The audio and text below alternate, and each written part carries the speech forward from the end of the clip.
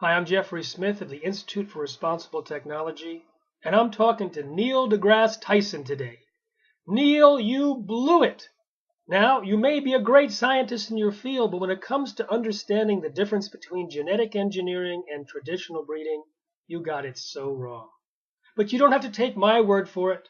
Listen to Linda Kahl, the compliance officer of the FDA, describing the overwhelming consensus among the scientists working at the FDA about GMOs versus traditional breeding.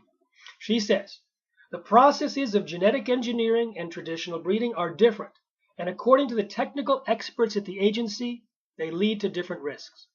She further said, by trying to force an ultimate conclusion that there is no difference between foods modified by genetic engineering and foods modified by traditional breeding practices, the agency was trying to fit a square peg into a round hole. And that, I'm afraid, Neil, is what you were doing. Now, you're not alone. In fact, most people who are unaware of GMOs might think that it's simply an extension of natural breeding. That's because the biotech industry spent hundreds of millions of dollars, literally, to convince people that there was no issue. They didn't have to spend that kind of money in the US government. It turns out all the scientists who believed that GMOs were different and dangerous and could lead to allergies and toxins and new diseases and nutritional problems, who worked at the FDA, who lodged their complaints, you can find it on our website at responsibletechnology.org under the fraud tab, they were ignored.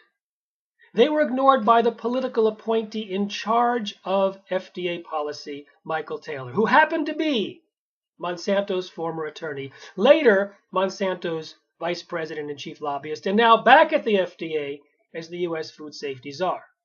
The policy that he oversaw claimed that the agency wasn't aware of any information showing that GMOs were significantly different.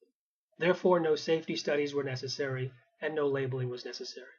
So this false concept based on a lie became U.S. government policy.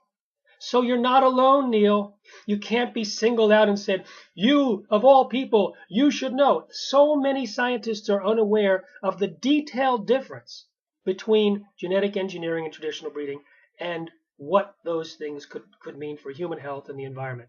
In fact, I asked one of the genetic engineers of the first genetically modified food to be past the FDA's review process. I said, Belinda, is genetic engineering an extension of natural breeding? She rolled her eyes and said, no, of course not.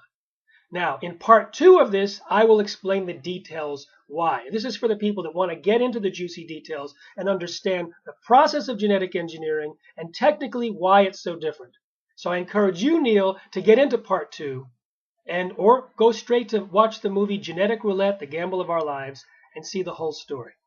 Anyway, Neil, I'm hoping at the end of this, you'll come and put a video out and say, I was wrong. Genetic engineering is not an extension of natural breeding. It has unique risks that we need to pay attention to. Or let's you and I debate. Maybe I'll see you on the debate floor. Take care.